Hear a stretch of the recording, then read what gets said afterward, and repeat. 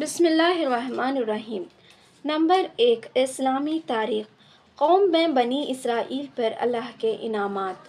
جب فرعون اور اس کی قوم کی تباہی کے بعد حضرت موسیٰ علیہ السلام اور بنی اسرائیل نے بحر قلزم پار کر لیا تو اللہ تعالیٰ نے انہیں اپنے وطن فلسطین جانے کا حکم دیا، جن پر قوم عمالقہ نے قبضہ کر لیا تھا، مگر بنی اسرائیل قوم عمالقہ کی جنگی قوت و طاقت کی وجہ سے مقابلہ کرنے کی ہمت نہ کر سکے۔ اس بزدلی پر اللہ تعالیٰ نے 40 سال تک میدان تیہاں میں بھٹکتے رہنے کی سزا دی، جو کوہ طور کے شمال میں اور صحرائے سینا کے جنوب میں واقع ہے۔ اللہ تعالیٰ نے اس جلیل و قدر نبی کی برکت سے 12 قبیلوں کے لیے 12 چشمے جاری کر دیے، سخت گرمی سے بچنے کے لیے بادل کا سایہ اور کھانے کے لیے من و سلویٰ نازل فرمایا، مگر بنی اسرائیل ناشکری کرنے لگے اور من و سلویٰ جیسی نعمتوں کو چھوڑ کر ساگ سبزیوں کا مطالبہ کرنے لگے۔ پھر جب ان کے مطالبے پر حضرت موسیٰ علیہ السلام تورات لینے کوہ طور پر گئے تو ان لوگوں نے بچھڑے کو معبود بنا کر اس کی پوجا شروع کر دی۔ اس شرک و بت پرستی کی معافی اور توبہ کے لیے ایک دوسرے کو قتل کا حکم دیا گیا، جس کے نتیجے میں 3,000 یا 70,000 افراد قتل کیے گئے۔ غرض نافرمانیوں کی وجہ سے یہ قوم 40 سال تک ارض مقدس فلسطین میں داخل نہ ہو سکی۔ نمبر 2، حضور صلی اللہ علیہ وسلم کا معجزہ، اندھیری رات میں روشنی ظاہر ہونا۔ حضرت اسید بن حضیر اور حضرت عباد بن بشر اندھیری رات میں رسول اللہ صلی اللہ علیہ وسلم کے پاس سے گھر جانے کے لیے نکلے تو رسول اللہ صلی اللہ علیہ وسلم کی برکت وہ دیکھتے ہیں کہ ان کے سامنے ایک روشنی ہے۔ جب وہ ایک دوسرے سے الگ ہوئے تو اس روشنی کے بھی 2 حصے ہو گئے اور دونوں صحیح سلامت اپنے اپنے گھر پہنچ گئے۔ نمبر 3، ایک فرض کے بارے میں، نیکیوں کا حکم دینا اور برائیوں سے روکنا۔ رسول اللہ صلی اللہ علیہ وسلم نے فرمایا، قسم ہے اس ذات کی جس کے قبضے میں میری جان ہے کہ تم پر ضروری اور لازم ہے کہ بھلائیوں کا حکم کرو اور برائیوں سے روکو، ورنہ قریب ہے کہ اللہ تعالیٰ گناہگاروں کے ساتھ تم سب پر اپنا عذاب بھیج دے۔ اس وقت تم اللہ تعالیٰ سے دعا مانگو گے تو قبول نہ ہوگی۔ خلاصہ، نیکیوں کا حکم کرنا اور برائیوں سے روکنا امت کے ہر فرد پر اپنی حیثیت و طاقت کے مطابق لازم اور ضروری ہے۔ نمبر 4، ایک سنت کے بارے میں، ہر کام میں کامیابی کی دعا۔ دین اور دنیاوی کام کی درستی کے لیے اس دعا کا اہتمام کرنا چاہیے۔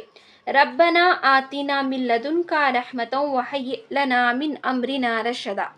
ترجمہ، اے ہمارے پروردگار، اپنی جانب سے ہمیں رحمت سے نوازیے اور ہمارے کاموں میں اچھائی پیدا کر دیجیے۔ نمبر 5، ایک اہم عمل کی فضیلت، بازار جاتے وقت کی دعا۔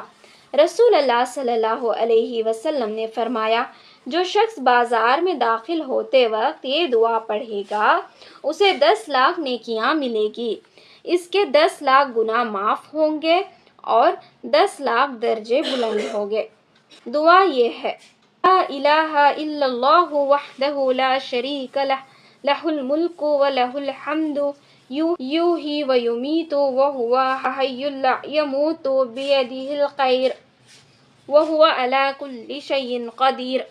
ترجمہ، اللہ کے سوا کوئی معبود نہیں ہے، وہ تنہا ہے، اس کا کوئی شریک نہیں، ساری حکومت اسی کی ہے اور اسی کے لیے ساری تعریفیں ہیں۔ وہی مارتا ہے، وہی زندہ کرتا ہے، وہ زندہ ہے، کبھی نہیں مرے گا۔ تمام بھلائیاں اسی کے قبضہ قدرت میں ہیں اور وہ ہر ایک چیز پر قادر ہے۔ ایک گناہ کے بارے میں، اللہ اور اس کے رسول کی نافرمانی، قرآن میں اللہ تعالیٰ فرماتا ہے جو شخص اللہ اور اس کے رسول کی نافرمانی کرے گا اور اس کی مقرر کی ہوئی حدوں سے آگے بڑھے گا تو اللہ تعالیٰ اس کو آگ میں داخل کرے گا جس میں وہ ہمیشہ رہے گا اور اس کو ذلیل و رسوا کرنے والا عذاب ہوگا۔ نمبر 7، دنیا کے بارے میں۔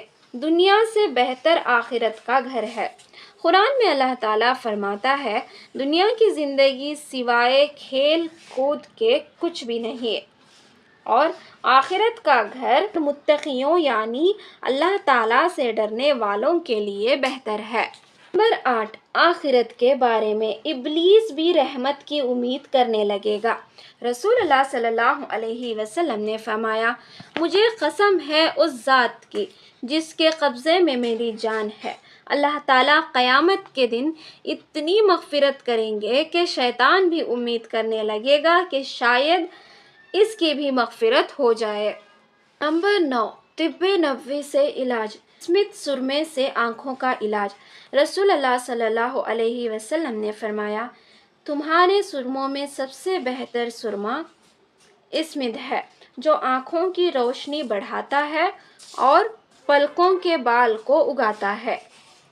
نمبر 10، نبی صلی اللہ علیہ وسلم کی نصیحت۔ رسول اللہ صلی اللہ علیہ وسلم نے فرمایا تم اللہ تعالیٰ کی تسبیح اور کلمہ طیبہ اور اللہ کی پاکی کو اپنے اوپر لازم کر لو اور غفلت مت کرو اور ان تسبیحات کو انگلیوں پر شمار کرو کیونکہ ان سے قیامت کے روز سوال کیا جائے گا اور یہ اس عمل کی گواہی دیں گی۔